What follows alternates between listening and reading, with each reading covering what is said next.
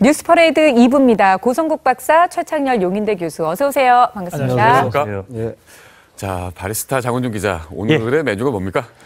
오늘의 메뉴는 조선일보 제목에서 제가 따봤는데요. 네. 때리고 달래고라고 붙여봤습니다. 때리고 달래고. 때리고 달래고, 네. 격려와 채찍 뭐 이런 말도 등장하는데 네. 문재인 대통령이 어제 주요 군 지휘부의 사성장군, 주요 삼성장군 이렇게 불러서 격려했습니다. 하지만 그 회의를 전후해서는 지금 대통령과 청와대가 방산비리 척결, 이건 이적행위다 이런 표현까지 써가면서 강하게 몰아붙이고 있는데 비난을 하고 그리고 방산비리에 대해서는 엄청난 네네. 채찍을 가하면서 네. 또 군 지휘관은 불러서 격려, 예. 얼르고 달래고 때리고 달래고라고 붙여봤습니다. 우선 대통령의 목소리를 한번 들어보시죠.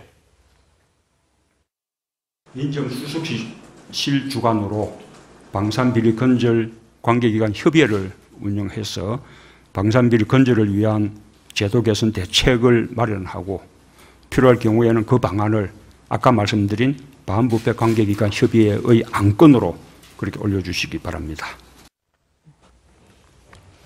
예, 지금 대통령이 맨 마지막 반부패 관계기관 협의회에 보고를 올려달라라는 얘기를 들으시면 저게 그 전 신문에서 얼핏 들으셨다고 기억나시는 시청자가 계실 텐데 그 얘기를 제가 간단히 설명을 드리겠습니다. 앞으로 계속 나올 얘기니까. 이게 사실은 노무현 대통령 시절에 있었던 거긴 한데 법무부 장관, 공정거래위원장, 검찰총장, 국세청장, 경찰청장, 청와대 민정수석 이 사람들을 위원으로 하고 감사원장, 국정원장이 배석하는 그런 회의체가 지금 반부패 관계기관 협의회인데 자, 방산비리에 대해서 보고서를 만들어서 정리해서 반부패 관계기관 협의회에 보고해 주세요라고 한 거는 대통령이 이 방산비리를 얼마나 큰 부패로 보고 있는가를 보여주는 거고 앞으로 부패에 대해서 어떻게 강력한 그 스탠스를 가져갈 것인가를 보여주는 그런 장면이라고 네네. 생각합니다. 네. 그렇군요. 그러니까 그 정권이 바뀔 때마다 그 과거의 적폐를 청산하는 작업이 늘 있었죠. 그러니까 뭐 제 기억하기로도 50대 뭐 정화 그리고 또 뭐 그 김영삼 정권 때 역사 바로 세우기. 그 지금은 적폐 청산이라는 작업을 들고 나왔습니다. 그런데 어떻습니까? 이번 정부에서 그 없애야 할 적폐 1호를 방산비리로 삼았습니다. 이게 어떤 의미죠? 왜 그렇습니까? 우선 그 문재인 대통령이 그 방산비리 척결의 의지를 선거 때부터 여러 차례 밝힌 바가 있고 예. 또 방산비리와 관련해서 이것은 이적행위로 처단해야 된다. 엄벌에 처해야 된다. 뭐 이거는 사실은 박근혜 대통령도 똑같은 표현을 쓴 적도 있습니다. 네. 그만큼 이게 중요한 문제이기 때문에 이 문제를 먼저 들고 나온 것 같아요. 뭐 저는 뭐 그럴 수 있다고 생각합니다.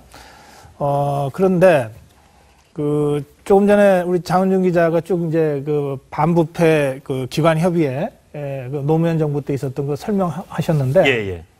그걸 이렇게 들으면 정말 센 기관들은 다 모인 거잖아요. 예. 그러니까 조금이라도 조금 좀 문제가 있다고 스스로 생각하는 사람들은 겁먹게 생겼어요. 예? 이제 저 정도 센 기관들이 한꺼번에 모여서 뭘 협의를 한다는 거니까. 그래서 분위기를 잡는 데는 저는 그 나름대로 효과가 있다고 생각합니다. 야, 이거 문재인 정부에서는 정말 부패는 꿈도 꾸지 말아야지. 네. 그리고 지금까지 수십 년간 켜켜이 쌓여있던 적폐 이번엔 제대로 한번 청산하는가 보다. 이렇게 분위기 잡는 것에는 상당한 효과가 있다고 생각합니다. 특히 대통령이 직접 이 협의회를 의장으로 주관하지 않습니까? 예. 그러니까 그만큼 힘이 실리겠죠. 또 그렇기 때문에 여러 유관 기관들이 모일 때 이 회의에 나가는 사람도 그 기관에서 굉장히 센 사람들이 나올 거고 그 사람이 나가서 대통령 주재하에 반부패 협의회 또는 민정수석이 주관하는 반부패 협의회에서 이런 얘기가 나왔다. 그거를 자기 부처에 돌아가서 내가 이번에 협의회 가서 했는데 이런 얘기 나왔으니까 우리도 이쪽으로 집중해야 됩니다. 그럼 누가 그걸 못하게 하겠어요? 그러니까 강력하게 힘은 받게 됩니다. 네네. 근데 이제 딱 한 가지만 제가 문제를 지적할게요. 그러면 분위기 잡는 데는 효과가 좋은데 이게 진짜로 제대로 된 이 수술까지 연결이 될 건가? 이게 수술이라고 하는 건 결국은 사법적인 처리거든요. 이거는 굉장한 전문성이 있어야 되고 증거를 하나하나 쌓아가야 됩니다. 그래서 검찰이라고 하는 전문 조직이 그거를 전담하는 거거든요. 그리고 검찰의 지휘를 받아서 10만 경찰이 움직이는 거거든요. 네. 그런데 예컨대 여러 기관이 센 기관들이 모여서 협의해서 야 이번에 또 손 좀 봐줍시다. 이렇다고 해서 바로 손볼 수 있는 게 아니란 말이에요. 예. 또 이런 전문기관의 나름대로 범죄수사 정보를 쭉 축적해서 갖고 있다가 이렇게 이제 협의회에다 내놓을 텐데 다른 여러 가지 정치적인 이유나 고려 때문에 그거 말고 다른 것부터 합시다. 이렇게 되면은 사실은 수사의 독립성이 침해될 수도 있고 또 수사의 전문성이 제대로 발휘되기도 어려운 상황이 올 수도 있습니다. 예. 그런 점들까지를 잘 고려해서 이 협의회를 좀 운영을 잘 해야 될 것 같아요. 그럼 이게 전문성 관련 부분에서 지금 그 노무현 정권 때 배석했던 국정원, 그 국정원에 지금 현재 파견된 그 검찰 검사가 공안 담당이 아니라 IT 담당 검사들이 좀 대거 파견이 됐습니다. 이게 또 이 협의회와 무슨 관계가 있는 건지. 지금 반부패 관계기관 협의회의 구성원은 아직 결정되지 않았어요. 아까 장 기자가 몇 명을 나열했는데, 네. 그거는 이제 노무현 정부 때의 얘기고 아직 뭐 국정원장이 들어갈지 검찰총장이 들어갈지 아직 결정 안 됐어요.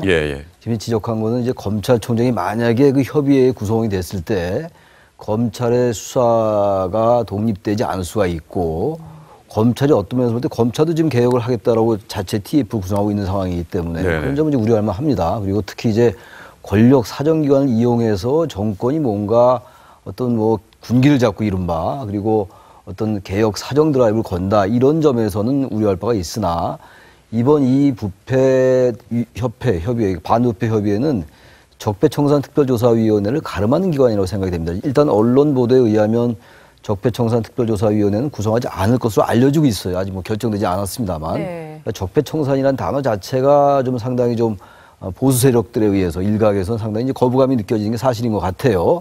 그 이른바 통합에 좀 저해가 된다 이런 측면에서 아마 이제 이름을 적폐청산조사위원회로 하지 않고 반부패 특별협의회로 가는 것 같아요. 반부패 이제 협의회로 가는데 문제 지금 아까 그 파견 문제도 그래요. 역대 정권이 항상 검찰에서 청와대 민정수석실에 검사를 파견하고 이랬잖아요. 그 부분에 대한 문제가 항상 제기돼 왔어요. 이번에 아마 그런 부분을 의식해서 이제 IT원을 보낸다고 하는 것 같은데 본질은 그겁니다. 뭔가 지금 이제 과거에 그야말로 우리 고 박사 얘기처럼 켜켜이 쌓인 적폐를 청산해야죠. 이번 이 정권 교체는 다른 때와 다르다는 게 제가 항상 저희 지론인데 단순히 정권 교체를 넘어서 보수와 진보 어떤 이념적인 정권 교체를 넘어서 그야말로 촛불 시민혁명이 요구했던 것이기 때문에 정말 우리 사회가 뭐 문재인 정부 5년 동안에 절대로 할 수는 없다 하더라도요. 산업화 시대 그리고 권위주의 시대라든지 냉전 시대에 어쨌든 굉장히 그 구조적으로 이 쌓여왔던 비리들을 제도적으로 고쳐나가야 되는 거거든요. 그러니까 이 반부패 협의회에서 어쨌든 과거에 잘못된 것을 고쳐나가는 것과 함께 뭐 구성을 어떤 인원으로 할지 모르겠으나 보다 중요한 거는 이러한 것들이 구조적으로 우리 사회에서 부패가 사라질 수 있게끔 제도화하는 게 중요하다고 봐요. 그래서 이 부분은 지나치게 어떤 그 과거에 잘못된 것을 고쳐나가는 것은 검찰이나 사정기관에 맡기고 그들에게 독립성을 부여해서 철저히 하게끔 하고 1차적으로 그렇게 하고 그다음에 이 기관에서는 어떻게 이것을 각 기관들이 모여서 제도화할 것인가 법적 제도적 장치를 입법화해서 우리 사회에 그야말로 구조화되어 있고 공고화되어 있고 진지화되어 있는 이런 구조적 비리를 어떻게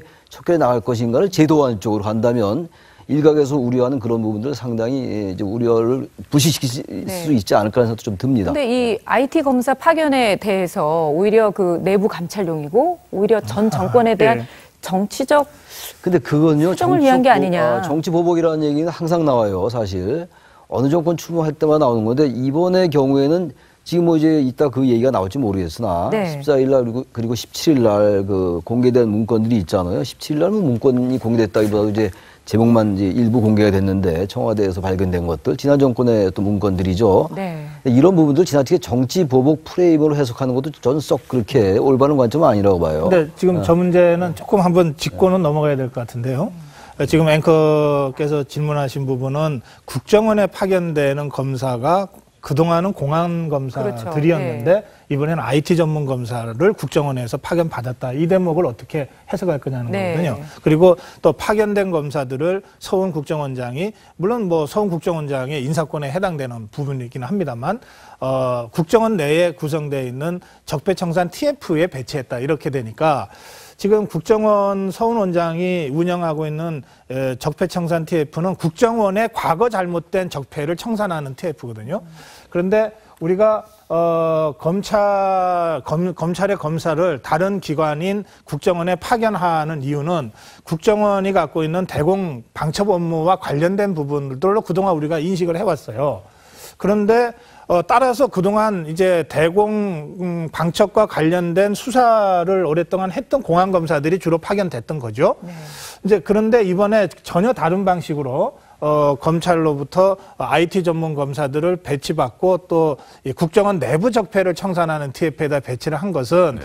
뭔가 기존과는 좀 다르니까 이걸 어떻게 해석해야 되는가? 혹시 이게 정말 국정원 내부를 청소하기 위해서 이렇게 지금 처음부터 드라이브를 거는 건 아닌가? 이런 우려들이 제기되는 거고, 그럼 뭐 그건 또 필요하면 할 수 있는데 그 결과 대공 방첩과 관련된 그동안의 국정원의 이 수사, 이 노하우 있지 않습니까? 그리고 검찰과의 공안적 협력, 이 부분이 그럼 혹시 좀 훼손되는 그런 위험성은 없는가? 이런 걱정들은 뭐 제기돼 볼 수 있다고 생각합니다. 네. 관련해서 제가 그냥 중앙일보에서 그 국정원의 한 관계자라고 하고 코멘트를 한번 읽어드리겠습니다. 네. 국정원 댓글 사건, 문학의 블랙리스트, 서해 북방 한계선, NLL이죠. 관련 정상회담 회의록 공개 등의 사건에서 과거 정부의 국정원이 개입했는지를 조사하려면 국정원 내부 전산망을 파헤칠 수 있는 전문가가 필요했을 것이다. 그렇기 때문에 공안검사가 아니라 IT의 전문적인 능력을 갖고 있는 검사들을 파견받아서 아마 그런 내부의 과거 적폐라고도 할 수 있고 뭐 개입이라고 할 수 있는 부분을 조사할 것이다라는 게 국정원 관계자의 코멘트로 중앙일보에 소개가 돼 있습니다. 네네. 아마 사실관계에 부합할 거고 좋은 일일 수도 있으나 이렇게 되면 앞으로 수사할 때마다 이 정권이 바뀌면 또 이렇게 내가 IT 전문가가 와서 나의 수사했던 컴퓨터 기록까지 볼 수 있겠다는 그런 우려를 갖게 할 가능성도 있다. 그 부분은 짚을 수 있을 것 같습니다. 네. 예, 알겠습니다. 그러면 이제 바로 그 방산비리 자체로 들어가 보죠. 네, 장 기자, 지금 KAI 그러니까 항공우주산업? 네. 예, 거기에 대해서 지금 뭐 정부 차원에서 비호가 있었다. 그런 얘기가 있던데 어떤 얘기입니까, 이게? 예. 그 카이 비리에 대해서 정부 차원의 비호가 있었다 이런 의혹이 제기되는데 저희가 먼저 영상 하나 준비한 게 있으니까 보시겠습니다. 알고 있었으면은 제대로 그걸 다 까야 되는 거거든요. 그냥 다 문제 없다, 별거 아니다, 뭐 검토해보겠다 이렇게 그냥 질질 끌었던 겁니다. 지난 정권이 굉장히 비호를 해왔다. 심지어는 우병우 전 수석이 이 회사를 비호하기 위해서 많은 애를 기울였다. 라는 의혹이 있기 때문입니다. 네. 그 내용이 이런 거군요. 그러니까 그 당시에 벌써 비리를 알고 나서 확인하고 나서도 덮어뒀다가 이 수사를 나섰다. 뭐 이런 대충 이런 내용 같은데요. 예, 카이의 그 고위층 인맥 대표라든지 이런 쪽이 박근혜 전 대통령하고 인맥으로 연결이 된다.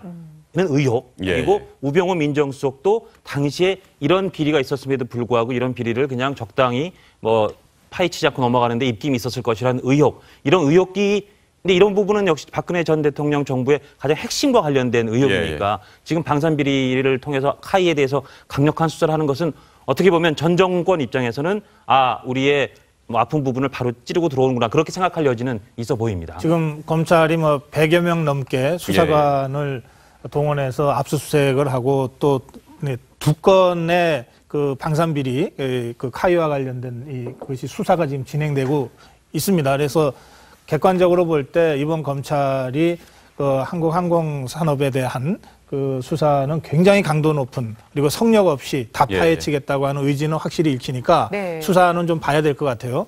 그런데 왜 저게 그렇게 문제가 됐냐? 이른바 그 대통령 관심 사안이라고 하는 게 있습니다. 그러니까 대통령마다 다 조금씩 더 이 성격도 다르고 특징도 달라서 국정 전반에 대해서 이 관심을 기울이긴 하지만 그 중에서도 특별히 챙기는 사업들이 있어요.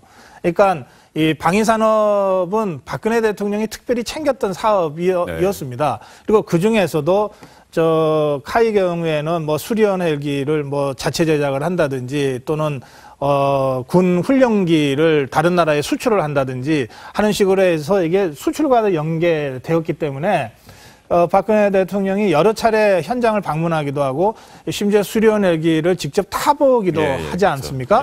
그렇게 이제 관심을 잔뜩 기울이다 보면 유관기관들이 정말 알아서 대통령 관심 사업이니까 알아서 지원도 해주고 문제가 생겨도 알아서 덮어주고 하는 잘못된 관행이 생기게 되는 거고요. 예. 그것이 감사원 감사까지 연결됐던 것 같습니다. 그래서 작년 8월에서 10월 사이에 이제 감사원의 결과가 나왔는데 지금 아까 정성원 민주당 의원의 지적은 그때 감사원이 문제를 발견했는데 왜 그때 국민들한테 알리고 조치를 취하지 않았느냐 이제 이 대목이거든요. 근데 그때 그 시점이 이미 대통령이 탄핵 국면으로 들어가 버린 시점이라 사실은 뭐 이른바 식물 대통령 상태가 돼버린 거고 청와대도 제대로 작동할 수 없는 상태고 국정의 최소한의 기능만 살아있던 그 시점이거든요. 그래서 저는 이게 뭐 정말 구조적인 문제가 있고 또 대통령 관심 사항이기 때문에 대통령과 관련된 측근 인사들이 많이 개입됐을 것이 분명해서 검찰의 수사가 그런 쪽으로 정말 제대로 좀 진행이 됐기를 바랍니다. 앞으로. 그런데 그러한 그 카이라고 하는 그 기업을 둘러싼 그런 정치 환경 자체는 현실로 있었다는 거예요. 그리고 그거는 역대 대통령마다 그 관심사항이 조금씩 달랐던 거죠. 이를테면 이명박 대통령 때 무슨 4대강. 이건 대통령 직접 관심을 갖고 있는 사안이니까 사실은 성역처럼 막 밀고 나갔던 부분들이 있거든요. 그러니까 이게 저는 잘못된 이 정치 문화의 한 단면이라고 보는 거죠. 그래서 문재인 정부에서는 이런 것들을 청산하고 바로 세우고 이른바 대통령 관심사항이라고 해서 모든 부처가 달려드는 이런 그 낡은 방식의 국정 운영은 좀 안 됐으면 좋겠다. 그런 생각을 좀 같이 말씀드리고 이 지금 방위 비리 말이죠. 이거 지금 이제 대통령이 뭐 안보에 구멍을 뚫는 이적행위다라는 말까지 했어요. 어제 문재인 대통령이 100% 공감하는 거고 지난 정권도 이 방산비리 합동수사단을 만들었었잖아요. 결과적으로 나중에는 그게 잘못된 수사라는 게 드러났죠. 결국 황영철 해군 참모총장 같은 경우 나중에 대법원에서 무죄가 나오고 그랬어요. 아무튼간에 이 부분은 너무 정치적으로 해석하지 말아야 되겠다는 생각이 들어요. 아직은 이제 이것이 어떤 방향으로 흘러갈지 모르겠습니다. 지금 다들 일각에서 우려하는 것처럼 이게 지나치게 지난 정권을 겨냥한 것이 돼서는 안 될 것이고 제가 아까 정치보복 얘기하다 얘기가 지금 끊겼는데 그런 쪽의 우려가 현실화되면 안 된다고 봅니다. 그래서 제가 아까 말씀드린 것처럼 이 이제 반부패 협의회를 운영을 하되 이거를 보다 다른 차원에서 이름은 뭐 과거 노무현 정부와 똑같다 하더라도 정말 우리 사회에 이 방산비리가 뿌리내리지 못하도록 해야 됩니다. 지난 박근혜 정부 때 실패했어요. 지난 박근혜 정부 때도 그 뭐 4대강이 이런 거 감사한다고 그랬는데 결국 뭐 탄핵 정부가 맞물리면서 유야무야 되고 말았잖아요. 그래서 이 부분은 방산비리는 이걸 너무 정치 보복이다라든지 지난 정권에 대한 사정이다 이렇게 보질 말고 정말 수리온 헬기 같은 경우 지금 아까 정성호 의원 그 지적에 따라 의하면 뭐 알고도 왜 이걸 발표하지 않았냐라는 또 그런 비판이 있는 거잖아요. 그러니까 그런 점들을 지나치게 지난 정권에 대한 어떤 보복이다라는 프레임으로 보지 말았으면 좋겠다라는 지적은 좀 하고 싶습니다. 그러니까 객관적으로 수사를 해야 될 그런 사안은 분명합니다. 그렇죠. 그런데 지금 홍준표 대표는 여기에 대해서 아주 강력하게 이건 반복되는 정치 보복 중에 하나다라고 주장을 하고 있어요. 5년마다 반복되는 이랬는데 5년마다는 아니고요. 10년마다. 보수에서 진보로 정권이 바뀔 때, 그때 지금 이렇게 반복된다고 지금 주장하고 있는 거죠. 뭐 저는 지금 문재인 청와대가 무슨 이 정치보복을 기획하고 뭐 그 기획대로 뭐 착착 이렇게 정치보복한다고 생각하지 않습니다. 그런데 야당 입장에서는 문재인 대통령이 후보 시절부터 적폐청산을 계속 강조해 왔고 그리고 지금 이 정권 출범한 이후에도 여러 기관에서 적폐청산과 관련된 작업들을 하면서 이것이 결국은 사정으로 연결되지 않을 수 없는 측면이 있단 말이에요. 이렇게 가니까 이거 뭐 초기부터 이 사정 드라이브 걸어서 전국 주도권 확보하려고 하는 거 아니냐라고 야당으로서 정치적 비판을 할 수 있다고 저는 생각합니다. 그런데 그 공방은 공방으로 그냥 이 정도에서 끝냈으면 좋겠어요. 아까 이 최창렬 교수도 말씀하셨는데 이게 정치적 공방은 이 경우에는 어느 정도는 불가피하지만 그게 본질이 아니거든요. 그러니까 우리 국민도 이걸 정치라고 보지 않는단 말이에요. 잘못한 건 바로 잡아야지. 그게 설사 정치보복적 성격이 있더라도 그럼 잘못하지 말았으면 되지. 이렇게 생각하는 게 좀 국민 다수의 정서라고 보기 때문에 뭐 제1야당이 한마디 하는 것 정도지 이걸 정말 정치보복이라고 진짜 생각하면 어디 그런 장애투쟁이라도 나가야 되는 거 아닙니까? 근데 그렇게까지 할 상황이 아니잖아요. 그래서 저는 홍준표 대표가 그냥 해본 말이다. 그런 생각이고 특히 지금 오늘 여야 그 대통령 대표 회담이 있는데 네, 그렇죠. 지금 불참하면서 명분으로 그걸 세운 것 같아요. 그건 조금 그게 적절하지 않다. 조금 옹색하다. 네. 그렇게 느낍니다. 뭐 그리고 홍 대표는 결국 충청도로 지금 자원봉사를 떠난 걸로 알고 있습니다. 네. 어제 홍준표 대표가 김종필 전 총리를 만났습니다. 이 두 분 간의 대화는 굉장히 화기애애했다고 하는데 또 바라보는 시선들은 꼭 그렇지만은 않았던 것 같더라고요. 예, 그 홍준표 대표는 뭐 이렇게 JP한테 얘기를 했대죠. 세 분, 그러니까 삼김 정치 하던 시절엔 참 낭만이 있었는데 요새는 네. 정치권이 삭막한 것 같다. 그러니까 김종필 전 총재가 정치의 유머도 발휘하고 위트를 갖고 문제를 얘기해야 되는 게 참 보통 일이 아니다. 이렇게 문답을 주고받았다고 합니다. 근데 돌이켜보면 삼김 시대의 그 삼김이란 정치인들이 지금의 정치인보다 뭐 내공이라 그럴까요? 그릇이라 그럴까? 그런 게 모르겠습니다. 옛날 인물이 더 커 보이는 그런 효과 때문인지 모르겠지만 지금 정치인보단 확실히 그릇이나 내공이 컸던 것 같다는 생각은 들긴 듭니다. 실제로 컸죠? 그런 것 같아요. JP 하면은 이제 그 삼김 시대에 이제 뭐 마지막 인물로 이제 계신 분인데 네. 뭐 다른 거 다 떠나서 그 JP에 대한 김종필 전 국무총리에 대한 평가를 떠나서 지금 이제 얘기는 좀 위트와 낭만이 사라진 것 같다. 우리 정치가 너무 삭막하다. 삼김 정치는 그런 게 있었죠. 우리 JP 하면 생각나는 게 자이반 타이반이란 말이 바로 JP가 한 얘기예요. 자이반 타이반으로 일본을 가야 되는 박정희 정권 때 이런 게 생각이 나고 또 뭐 그런 얘기 있잖아요. 소위부답 심자안이라는 얘기 많이 나와요. 소위부답 심자안이라는 거 이태백의 산중문답이라는 한시에 나온 얘기인데 문효하사 서벽사 누가 산에 사냐고 물으면 소위부답 뭐 대답하지 않으면서 웃으면서 마음이 한가로워진다 이 얘기인데 이런 얘기를 이렇게 적절히 정책 구사를 했어요. 그러다 보니까 지금처럼 저렇게 항상 판에 박힌 얘기 정치 보복 쇼라든지 말이죠. 그리고 말이 굉장히 거칠잖아요. 여당 야당 없이. 과거엔 여야가 공방이 있다 하더라도 우리 고 박사 말씀처럼 여야가 공방이 있는 거예요. 항상 그건 그쯤에서 끝내면 되는 건데 너무 도끼가 서리고 이런 발언들은 어쨌든 사람의 감정을 상하게 하는데 JP나 삼김 시대는 적어도 그런 부분은 좀 이렇게 위트나 한시나 이런 걸로 하는 그런 여유들은 좀 있었다라는 말씀 좀 드리고 싶어요. 그 대변인들의 어록이 남아서 명대변인의 어록이 이렇게 전해지고 그랬는데 지금은 대변인의 어록 이런 게 기억에 남는 게 없는 것 같아요. 좀 전에 홍준표 대표가 지금 정치가 너무 삭막하다고 이렇게 김종필 총재한테 이게 덕담을 하잖아요. 근데 사실 오늘 조금 전에 말씀드린 대로 대통령과 여야 대표들이 만나는데 삭막하게 만든 사람이 누굽니까? 그냥 참석하죠. 참석해야죠. 예? 근데 지금 혼자서 이 수해 복구한다고 빠져버리고 그래서 이걸 반쪽짜리 영수회담으로 만들어 놓고 정치 진짜 삭막하게 만들고 있거든요. 그러니까 왜 하필이면 이때 홍 대표가 JP를 만났을까요? 지금 요즘 홍준표 대표의 정치 행태는 그야말로 자신의 정치를 하는 것 같아요. 뭐 정치인이 자기 정치하는 거 뭐라고 할 수 없죠. 자기의 존재감을 드러내고 위상을 더 확실히 해서 자신의 정치적 정체성을 확고히 하는 거 좋습니다.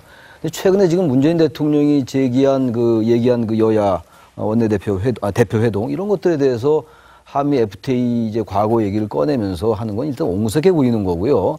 지금 말씀처럼 저렇게 하는 이유는 어쨌든 제1야당으로서 강대강 구도를 만들므로써 지금 뭐 다당 체제잖아요. 일단 사실 다당 체제의 순기능을 거의 못 살리고 있다고 저는 보는데 아무튼 뭐 외형적으로는 다당 체제니까 다당 체제에서의 제1야당의 존재감을 좀 더 위상을 확고히 하고 강대강 구도로 만들어서 뭔가 제1야당의 존재감을 부각시키려는 그런 정책 의도로 보여요. 근데 왜 이 시점에 그 JP를 만났을까?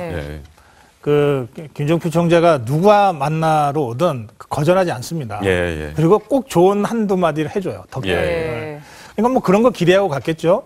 그런데 건강도 안 좋은 데다가 지금 뭐 정치적인 메시지가 김종필 총재의 정치적 메시지가 우리 정치에 무슨 영향을 미칠 거다라고 계산하고 그 한마디 들어서 어떻게 언론에 좀 날려고 이거 지난 대선 때 다들 그랬습니다. 저 그런 거 좀 더 이상은 보고 싶지 않아요. 그러니까 김종필 총재도 이제 남은 여생 국민들한테 정말 자기 인생 어떻게 살아왔다고 얘기하는 그런 얘기들을 좀 하고 싶지 않겠습니까? 맨날 정치인들 만나서 좋은 소리 한두 마디 해줘야 되고 아니 무슨 뭐 김종필 총재가 무슨 죄졌습니까? 알겠습니다. 자, 유머는 어쨌든 사라졌습니다. 지금 낭만도 사라지고 좀 시스템이 제대로 움직이는 건 좀 알겠죠.